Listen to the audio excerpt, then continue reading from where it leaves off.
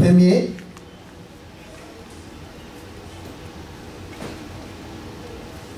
Colossiens 1, 24.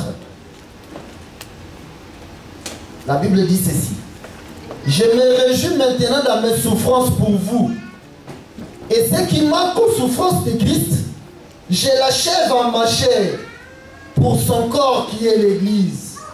C'est d'elle que j'ai été fait ministre selon la charge que Dieu m'a donnée auprès de vous, afin que j'annonce pleinement la parole de Dieu. Amen. Amen.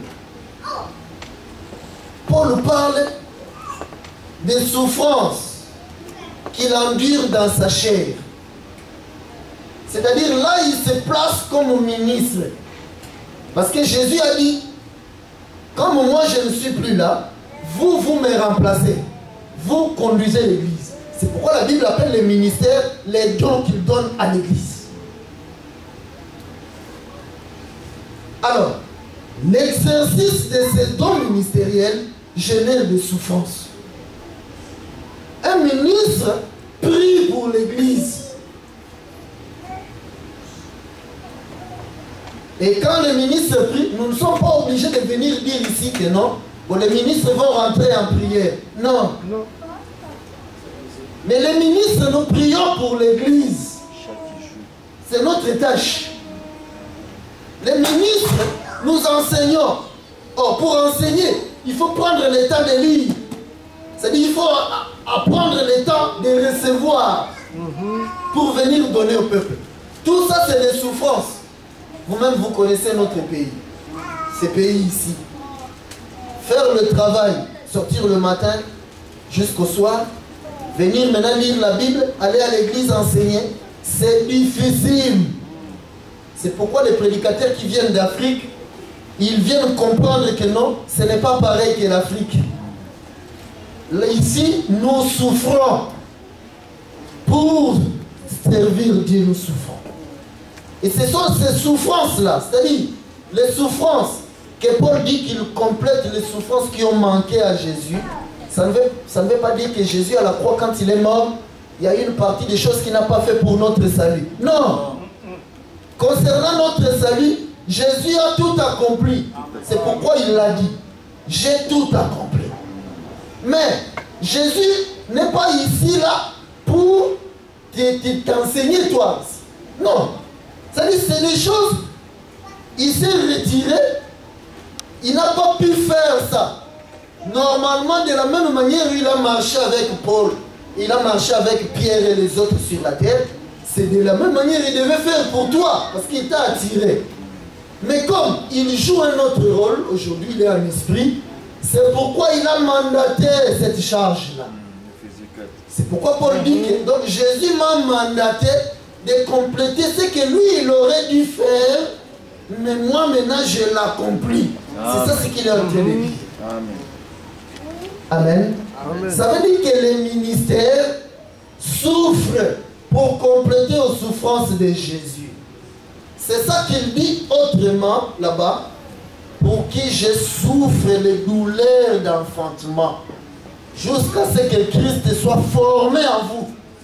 Comment est-ce que Christ est formé en toi? Mais quand le ministre t'apporte Jésus, il vient te prêcher. Ça englobe toutes ces choses. C'est-à-dire le temps qu'il a mis à prier, le temps qu'il a mis à méditer la parole pour venir faire que Christ soit formé en toi. C'est ça qui fait partie des douleurs d'enfantement. Et c'est ça le travail d'un ministre. Amen. Amen. Donc,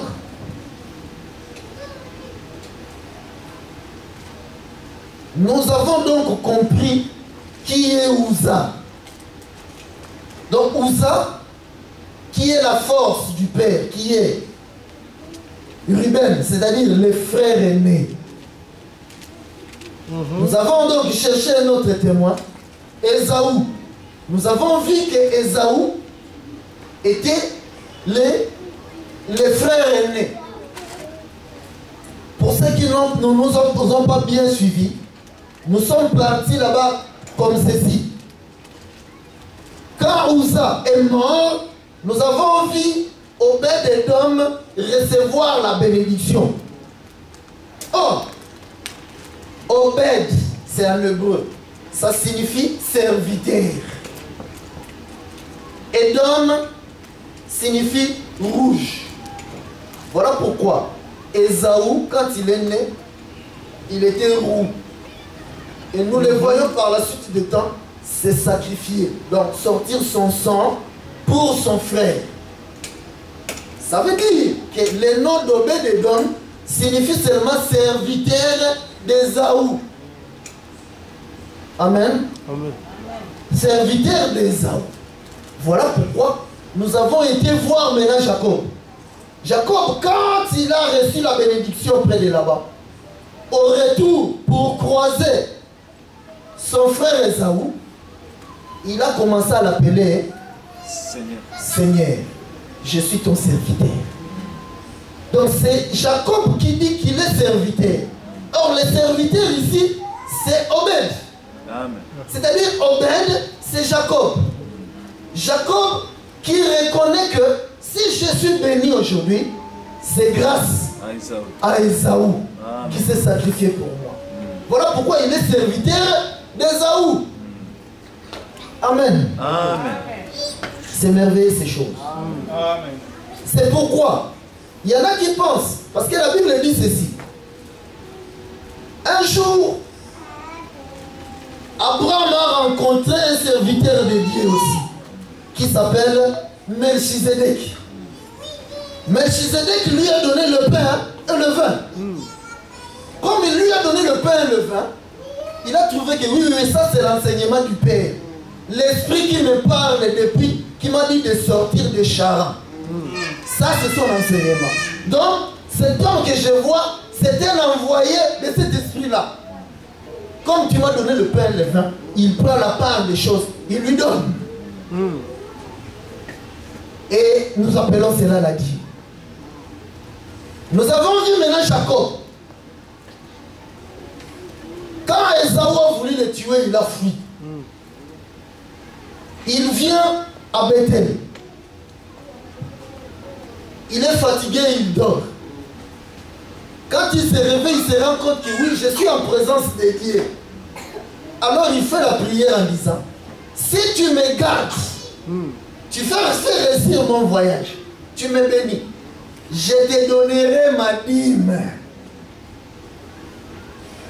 Amen. Si vous demandez à tout le monde, ils vont vous dire. Bon, là-bas, nous avons vu Abraham. Abraham a donné une part de ses biens. Mais ici, nous ne voyons pas Jacob donner la dîme. Amen. Ça, c'est c'est ça l'argument que ceux qui refusent la dîme viennent avec. Mais parce qu'ils ne voient pas. Jacob a donné la dîme. Vous comprenez? Amen. Quand il a réussi sa mission, il est venu. Avant de rencontrer Ésaü, il a préparé sa dîme. Il a préparé sa dîme. Il a pris beaucoup d'animaux. Nous allons lire ça. Ça, c'est important. Parce que nous devons voir les choses que les autres ne voient pas. Parce qu'ici, il y a les ministères. Genèse 33.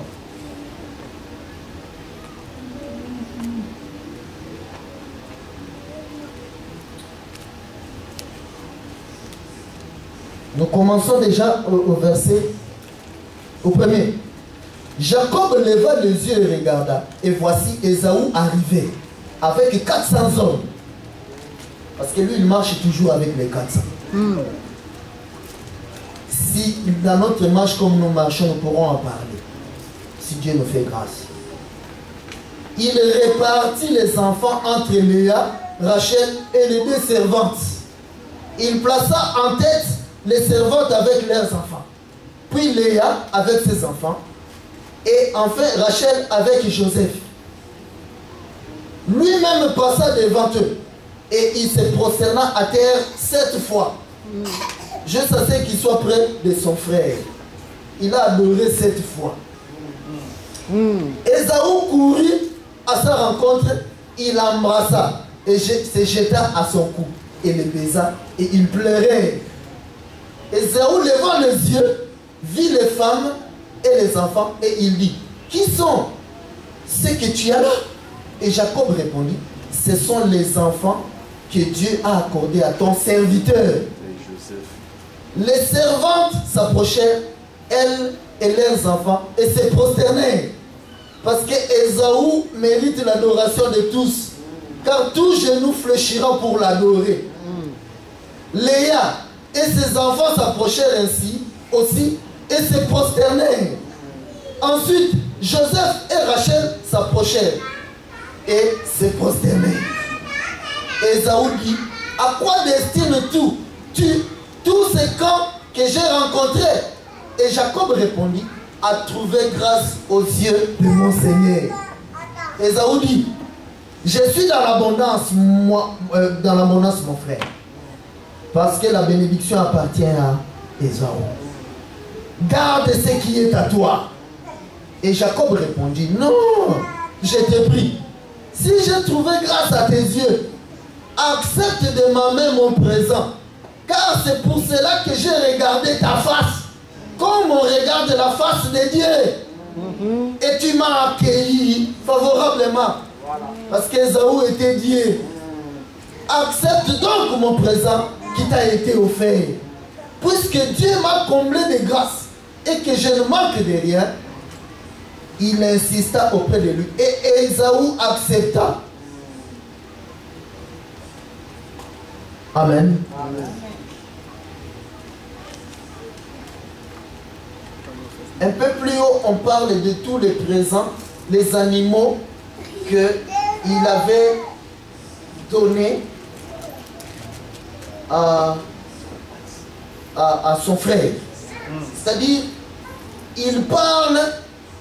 il a préparé beaucoup d'animaux qui étaient la part des richesses qu'il avait recueillies chez Laban.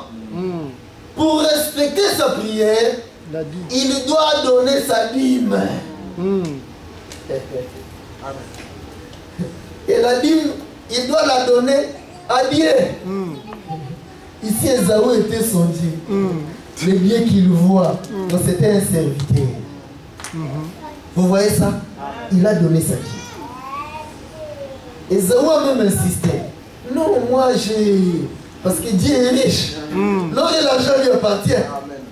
Mais si tu te dis que bon, lui, tout appartient à Dieu, bon, hein, moi je suis à manque, moi je vais manger. S'il y a des problèmes. Il s'est fâché. Il est riche. Il est riche, oui. Moi, je vais manger. Mais il doit répondre sa part. Vous comprenez? Pourquoi? Parce qu'il a fait un travail. La part qu'il donne, c'est par rapport au travail que Dieu a fait. Dieu s'est sacrifié. Il aurait pu rester sur son trône, Jésus-Christ. Mais non, il a dit non, non, non, non. Je dois changer de costume. Je dois quitter le costume du lion. Devenir un agneau.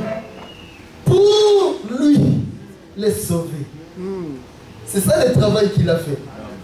Alors, à cause de ce travail-là qu'il a fait, on lui donne la dîme. Amen. Donc la dîme, c'est par rapport au travail qu'il a fait. Dieu étant le premier-né, il s'est sacrifié. La dîme, c'est le premier-né. Parce que la dîme, c'est la première portion de tout ce que toi, tu as, hein, qui t'appartient.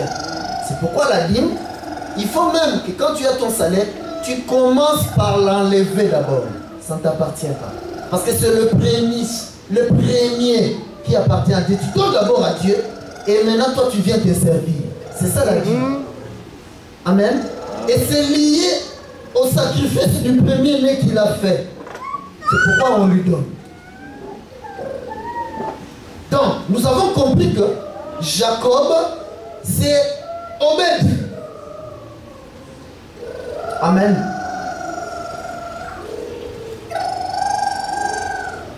Amen. Amen. Nous avons les soucis de nos sœurs. C'est-à-dire que Que Dieu nous fasse grâce que ce que nous venons de connaître, nous ne les connaissions plus. C'est pourquoi nous marchons cette fois-ci de cette façon.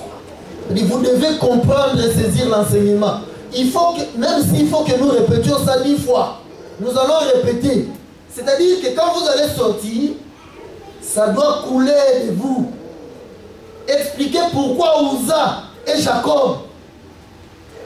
Expliquez parce que Uza et Jacob. Nous allons arriver là. Expliquez pourquoi Jacob et Uza et Esaü. Toutes ces gymnastiques, nous devons les étaler pour que vous saisissiez. Amen. Amen. Parce que c'est ça ce que Jésus est venu faire sur cette terre pour nous sauver. Jésus est venu, il nous a sauvés. Amen. Il nous a accordé la grâce. Amen. Ça, c'est l'enseignement qui est répandu dans tout Israël. Israël tout entier attendait le Messie. Le Messie devait venir. Amen. Mais maintenant, le Messie est venu. Nous devons voir le Messie. Vous comprenez? Et l'évangile que nous nous enseignons, c'est la parole créatrice du commencement. Quand Dieu est venu créer, il a parlé qu'en parabole. La parabole ne crée pas. La parabole ne sauve pas. Voilà pourquoi Esaü n'avait pas compris la parabole de son père. Parce que son père a parlé en parabole. Il a suffi que sa femme vienne l'interpréter. Et l'interprétation a donné la vie à Jacob. Ici, nous sommes Rebecca qui vient interpréter le langage codé d'Isaac. Et Rebecca, quand Isaac l'avait épousée, Isaac avait 40 ans. Isaac avait 40 ans. C'est-à-dire ce sont les 40 ans de la femme. Rebecca. Et Rebecca, c'est 4. C'est-à-dire Rebecca, ce n'est pas n'importe qui. C'est cette puissance-là, les 4 puissances qui marchent avec Dieu. Amen. Vous voyez ça? C'est pourquoi Esaü vient avec les 400. Vous voyez ça? Et lui-même, Jacob, parce que c'est la même personne, il a aussi placé les 400. Toutes ces femmes avec leurs enfants. Vous comprenez ça? Voilà pourquoi Rebecca vient interpréter. Il faut être les 400 pour comprendre. Pour avoir l'œil de l'aigle et comprendre. Pour être un bœuf, pour se sacrifier. Vous voyez ça? Pour être un homme, pour avoir l'autorité et l'intelligence. Pour être un lion qui a la dignité. C'est le ministère. Étant ministre, voilà pourquoi elle interprète les songes de son mari. Pour Jacob, afin qu'il reçoive la bénédiction. Parce que le but, c'est recevoir la bénédiction. Vous voyez ça? Le but du ministère, c'est que l'enfant reçoive la bénédiction. Amen. Mais quand Rebecca cherche elle-même d'être bénie, alors elle n'est pas les 4 puissances. Les 4 puissances doivent avoir cette compassion-là. La lune doit avoir cette compassion-là de préserver les étoiles qui sont derrière elle. Amen. C'est pourquoi, quand nous interprétons, nous sommes en train de créer. Quand Jésus-Christ rencontrait un malade qui venait auprès de lui, il commençait par lui demander: qu'est-ce que tu veux que je fasse pour toi? Parce qu'il s'agit de ce que toi tu veux qu'il fasse pour toi. Jésus-Christ, à Bethléem, il n'avait pas fait de miracle. Là où il est né, il n'a pas fait de miracle. L'issue, c'est là. Parce qu'on les considérait, ça c'est le fils du charpentier qui est au coin là-bas. Ça dépend de la considération que toi tu as du ministère, du ministre. Si tu ne les considères pas, tu ne seras jamais béni. Ça commence par là.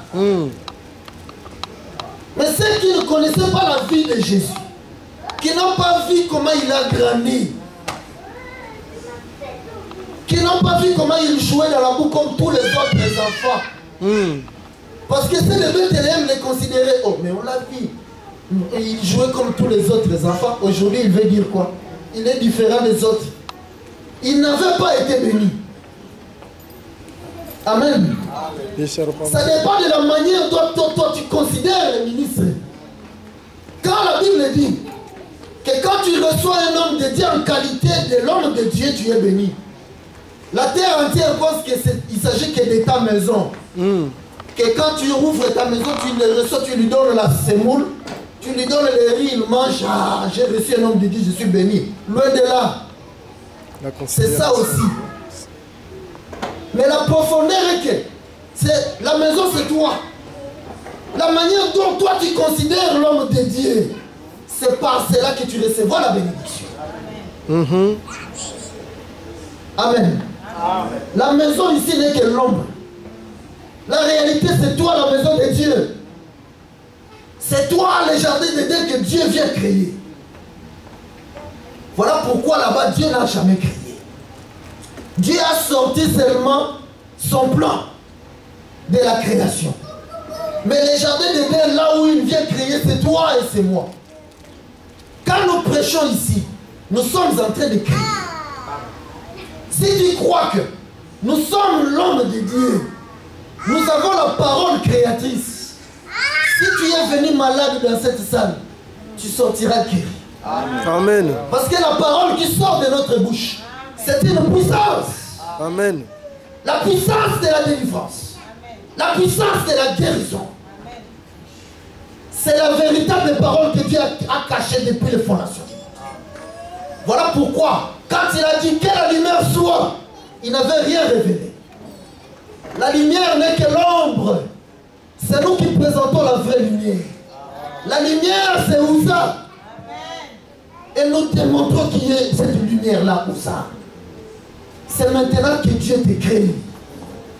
Tout dépend de la manière que tu nous considères. Amen. À Bethléem, quand on leur demandait, ils disaient mon nom. Ça, c'était le fils de Joseph.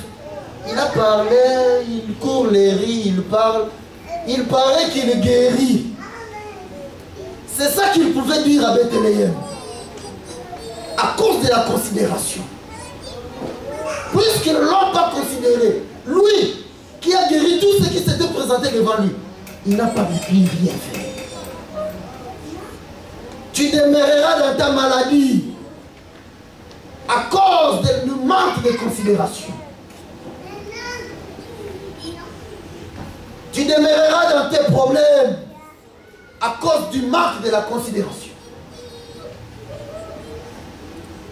Tu ne seras jamais délivré à cause du manque de la considération. Parce que tu es habitué à voir Jérémie. Tu t'es fait ami avec lui.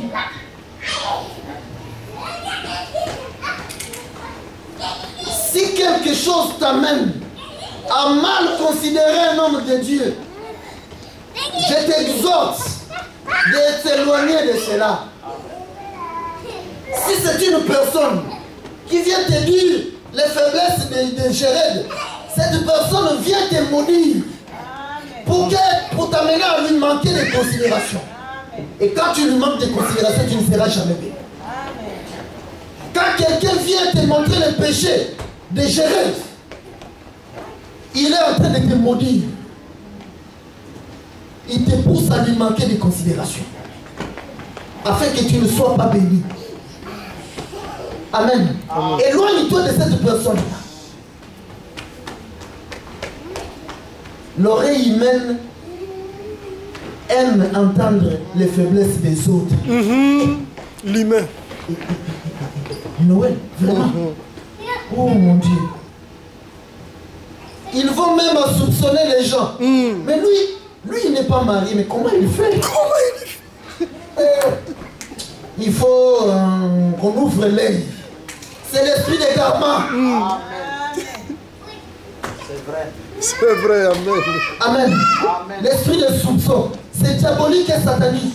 Ça montre comment le peuple est sous la prise du malin. Amen. Mais regardez. Uza était là. C'est lui qui avait organisé ces choses. C'est David. C'est David à qui Dieu a donné l'idée d'aller récupérer l'arche. Parce que l'arche, quand il est parti de chez les Philistins, restait dans la maison d'Abinadab, le père d'Uza. Uza, ce n'est pas n'importe qui. C'est le fils d'Abinadab. Vous voyez ça? L'arche était dans leur maison. C'est pourquoi il a pensé que bon, on est habitué à l'arche, hein? Il était dans notre maison. Je vais. Vous voyez ça? Il était là. C'est David qui organise tout ça. Mais David, il sait que celui qui doit être près de l'arche, c'est un Lévi. Vous voyez ça? Les Lévites ne manquaient pas en Israël. Mais ce jour-là, David a crié. Qui est digne d'ouvrir le livre et de sauver Obed? Vous voyez ça? Amen. C'est ça ce que David a crié. Parce que David, c'était le roi. C'est l'ange puissant. Il a crié. Qui est digne d'ouvrir le livre et de sauver Obed? Voilà. Aaron était là. David, il est en train de me chercher des problèmes. C'est moi qui dois être près de l'arche. Parce que je suis sacrificateur. Aaron a regardé, il a dit non, non, non, non, non. Ça c'est au-dessus de mes forces. Moi je ne peux pas être là, David. Aaron a fui. Nous voyons Aaron fuir. Vous voyez ça? Amen. Nous avons vu Aaron fuir. Parce qu'il n'était pas digne de se trouver près de l'arche. Vous voyez ça? On a dit à Obed, qui était en train de pleurer beaucoup, parce qu'il fallait que l'arche entre dans sa maison. Il n'y avait personne. Il a regardé au ciel, personne. Sous la terre, personne. Sur la terre, il n'y avait personne. Pour se tenir près de l'arche, sacrifier, afin que l'arche rentre dans sa maison. Il a commencé à beaucoup pleurer. On lui a dit, Obed, ne pleure pas. Uza a dit d'ouvrir le livre et les regarder. Amen. Amen. C'est pas par hasard que Uza s'est trouvé là. Le monde dira ça. Uza a commis une faute, il s'est trouvé là. Non. Uza était le digne, le seul qui pouvait ouvrir les livres pour sauver Obed. Voilà pourquoi il s'est trouvé là. Amen. Amen. On a posé la question à Abraham. Abraham, regarde ton fils, Obed. Il a besoin du salut. Pour ça, il faut que tu touches l'arche. Pour ça, il faut que tu retournes dans le jardin d'Éden. Va affronter l'épée. Parce que l'arche était gardée par Uza et son frère. Ils avaient l'épée. C'est eux qui avaient l'épée, c'est-à-dire l'arche, qui les conduisait. Il fallait affronter ça. Ils ont dit non, non, non, non. Abraham a regardé, non, non, non, non. Je peux tout, je peux donner la dîme. Mais l'épée, non, non, non, non, je ne peux pas. Abraham s'est esquivé, il a fui. Amen. On a demandé à David, David, toi tu as vaincu Goliath. va au secours d'Obed. David est venu. Il a dit que bon, moi tout ce que je vais faire, c'est prendre tous les instruments de musique que nous puissions danser pour l'âge. C'est pourquoi Israël a dansé ce jour-là. Ils ont beaucoup dansé. Ils ont chauffé. Mais la question était de l'âge. Il faut la toucher. Il faut que la mort intervienne afin que Obed soit sauvé. David en était incapable. On peut venir dans une église danser. Mais quand il s'agit de toucher l'arche, le livre, il n'y aura personne. Danser, c'est une bonne chose. Bien que nous ici, nous ne savons pas encore chanter. Que Dieu nous fasse grâce. Mais nous ne venons pas ici pour chanter. Amen. Même si nous chantons mal. Mais nous avons Uza qui a touché l'arche pour nous. Afin que la bénédiction nous soit donnée. Parce que nous sommes Obed. Vous voyez ça? Uza. Nous avons vu Jésus-Christ venir au secours des Lévites. Parce que les Lévites étaient incapables. Alors il fallait que les sacerdoces changent. Parce que les sacerdoces lévitiques étaient devenus inutiles, incapables de sauver. À chaque fois qu'Aaron faisait les sacrifices, ça me dirait qu'il n'allait. Et encore, le péché, quand on ouvrait le sang, on le voyait en dessous. Incapable d'effacer le péché. Jusqu'à ce que Melchizedek vienne. Jusqu'à ce que Jésus-Christ vienne. Voilà pourquoi il a déclaré: tu n'as voulu ni sacrifice ni holocauste, mais tu m'as formé un corps. Mais voici, je viens pour faire ta volonté. C'est Uza. Il s'est sacrifié. Remarquez que Jésus, lui, il était de la tribu de Juda. Amen. Ça veut dire que Uza doit être de la tribu de Juda. La parole de Dieu est plus que la mathématique. Amen. Les maths, ils nous trompent. La mathématique, la vraie est ici. C'est la tribu de Juda qui est venue au secours de Lévi. Voilà pourquoi Uza se trouvait là. Les fils d'Abinadab, qui est un Juda. Il est de la tribu de Juda. Voilà pourquoi il est là. Vous comprenez ça? Uza est de Juda. C'est Juda qui devait venir changer les choses. Voilà pourquoi il a changé les choses. C'est pas par hasard qu'il est venu là. La terre entière dira que Uza, lui, il a commis le péché. Il a touché l'âge. Oui. Le péché de Uza, c'est ton péché. Il a accepté de le prendre sur lui pour que toi tu sois sauvé. Amen. Amen. Amen. Et la Bible maintenant nous dit que ce jeune homme de Juda qui est venu au secours d'Obed,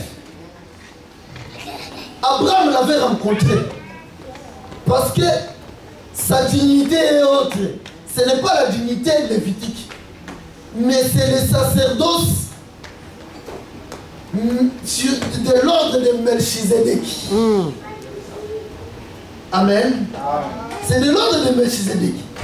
Donc, Uza, c'est un sacrificateur. Selon l'ordre de Melchizedek, pas selon l'ordre lévitique. Amen. Amen. Uza, c'est un sacrificateur. Selon l'ordre de Melchizedek. Or, quand Abraham a rencontré Melchizedek, il lui a donné le pain, il a mangé. Il a attendu. Le vin, il a bu. Oh, toi, tu mérites la vie. Il a pris, il lui a donné. Jacob a attendu. Moi, je suis indigne. Je suis un menteur. La bénédiction et moi, nous sommes éloignés des milliards de kilomètres. Mais, à cause d'Ésaü, j'ai hérité la bénédiction. J'ai mangé la chair et j'ai bu le sang. Parce que le vin, c'est le sang. C'est-à-dire, c'est la révélation. Quand il a bu cela, il rencontre Ésaü. Il lui a donné la dîme. Amen. Et Jésus, avant de partir, il prend les 11. Nous sommes dans Matthieu 28. Nous courons derrière le temps. Nous ne comprenons pas comment le temps passe si vite. Nous sommes dans Matthieu 28. Il leur dit, vous les 11, allez faites le ministère. Enseignez, baptisez. Parce que moi je ne serai plus là. Moi, Melchizedek, qui vous avez donné le pain et le vin, pour vous prouver que je suis Melchizedek. De même que mon Père m'a envoyé, moi aussi je vous envoie. Vous allez œuvrer comme étant Melchizedek. Vous allez distribuer le pain et le vin. Parce que pour être Melchizedek, il faut avoir un Père qui t'envoie. Amen. Jésus, son Père, avait dit, écoutez-le, c'est mon fils bien-aimé, en qui j'ai toute mon affection. Écoutez-le. Parce que Melchizedek vient avec l'écoute. C'est-à-dire le pain qui est la parole et le sang qui est la révélation de la parole. Mais quand alors tu rencontres Melchizedek, tu dois lui donner ta part de la dîme. C'est ça ta bénédiction. Tu peux aussi voler Melchizedek. Il ne viendra pas réclamer. Nous n'avons pas vu ça dans notre Bible. Non. Mais tu manques ta bénédiction. Voilà comment Dieu a placé les choses. Et aujourd'hui, c'est les hommes, les ministres qui accomplissent ce rôle de Jésus. Voilà pourquoi. C'est pas pour rien que Jésus envoie chercher Paul pour venir donner le pain et le vin à Corneille et qu'il reçoive le Saint-Esprit, malgré qu'il a expérimenté la vision de Jésus. Voilà pourquoi il envoie Paul auprès d'Ananias pour qu'il lui donne le pain et le vin. Le pain et le vin, c'est la caractéristique de Melchizedek. Si tu rencontres quelqu'un qui te donne le pain et le vin, qui est le dépôt du Père, tu dois avoir confiance à cet homme-là. Considérer que c'est lui l'envoyé, que Dieu m'a envoyé. Lui ouvrir ta maison, c'est-à-dire ton cœur, pour pouvoir manger le pain et le vin. Et c'est cela ta bénédiction. Amen. Voilà comment Dieu fait les choses. Dieu ne change pas, il est le même hier, aujourd'hui et éternellement. Nous voulons que cette fois-ci, que le peuple soit béni. Qu'on ne vienne pas dire que non, je suis toujours malade et qu'il n'y a pas la puissance dans l'évangile éternel. Non. Les pains et les vins que nous donnons, c'est une parole puissante. C'est la parole créatrice. Ça dépend de la manière dont toi tu considères les choses. À chaque fois que tu viens écouter ces pains et les vins, tu dois t'attendre à être créé. Créé dans ton âme, créé dans ton esprit et créé dans ton corps. La maladie ne peut pas résister dans ton corps quand tu écoutes l'évangile éternel. Si tu n'es pas guéri, commence par te poser toi-même la question. Est-ce que je considère l'homme qui me parle? C'est ça. Commence par là. C'est ça. Amen. Amen. Comme je disais, ils n'ont pas considéré Jésus à Bethléem. Ils n'ont rien reçu du tout. C'est même Jésus, c'est celui que nous présentons aujourd'hui.